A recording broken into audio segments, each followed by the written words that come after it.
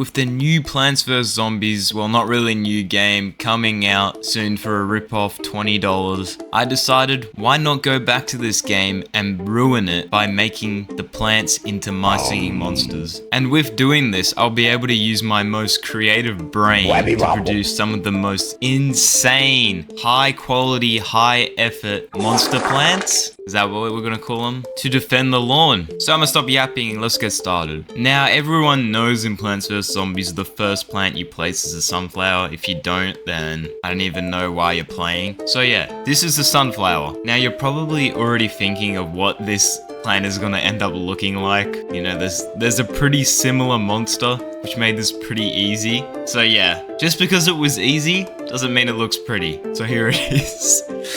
Yeah, sunflower. That's what I'm naming it. I mean, what else is there to really name it? This is where our sun power is gonna come. He looks a little stoned, but hey, this is how we're gonna charge up the other epic looking plants to protect our lawn, or Monster Island. I don't even know where this lawn takes place. Okay, now that we have something to produce our sun, we actually need to defend the lawn. Now, I think it's really, really obvious what goes with the pea shooter. Like, there's literally no other monster that could go with it. So yeah, the pea shooter is now the sponge shooter. Now, you might be wondering how that's gonna look, unless you've seen the thumbnail. But yeah, I'm gonna just show it.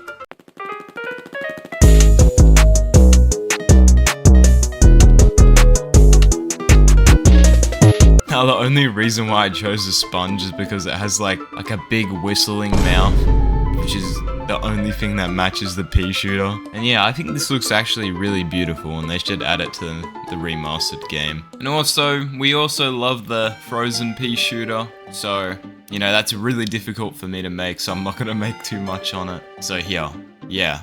Looks sick. It's just blue now. Okay, now we need to actually protect these plants. So, we have to get in a walnut, or well, with this case, a tall nut. Now, you probably have no clue, like I did, on what the hell to use the walnut for in My Singing Monsters. Because really, like, who's built like a walnut or a tall nut? So I went with what any normal person would do, and I'm combining him with the furcorn, one of the smallest monsters in the game, which produced probably one of the greatest specimens I've ever seen. So here is a masterpiece.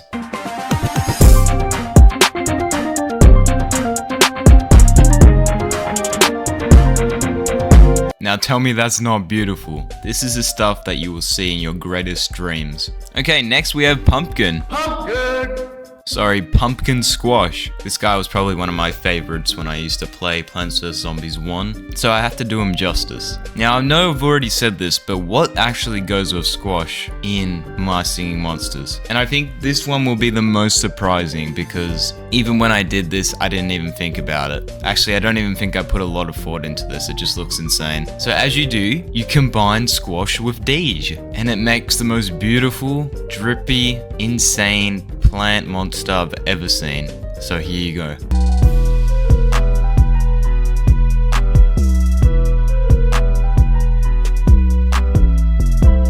There better have been no one that predicted this monster or plant. It's just majestic. Okay, now we're starting to get somewhere. We've got a lot of plants, but we are missing a classic, and that's the Chomper. The Chomper was probably one of the easiest to decide, just because, you know, it has a big mouth to chomp, of course. And then there's a monster that has a big mouth, who doesn't chomp, but just makes insane sounds, which is more. So yeah, this one was pretty easy to make, not gonna lie. Doesn't mean it looks great, doesn't mean it looks bad, but here you go.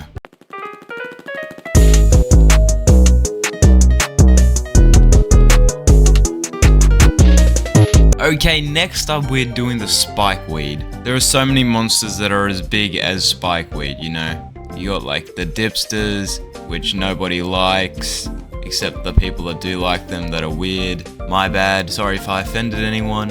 Or you can go with something that matches spikeweed even better, which is easily Entbrat, because you know, the size and everything is very similar. So I combine the Entbrat with the spikeweed, as you would do if you were a normal person. And it created something that I hold very dear to my heart, and that I would like to see in the next Plants vs Zombies game.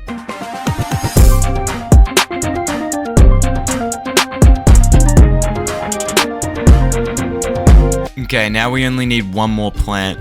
What else to have the last plant be but the watermelon launcher, aka Melon P himself, the best plant?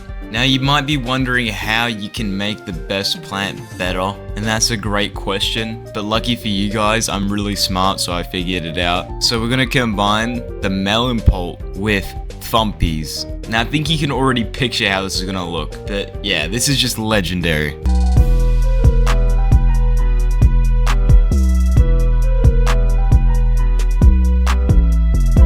Okay, here's the final result of our lawn. Looks pretty good, I think. Pretty promising for the next Plants vs Zombies game, or the next My Singing Monsters game. Whichever's fine. I'll take both if needed. But yeah, I'm gonna end it here. I know this is a pretty different video, but I just made it because I was bored.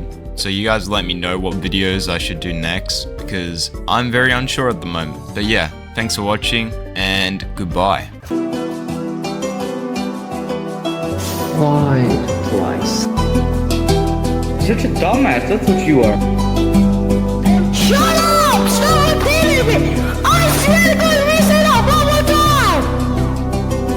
Oh, shut up. I am a furry.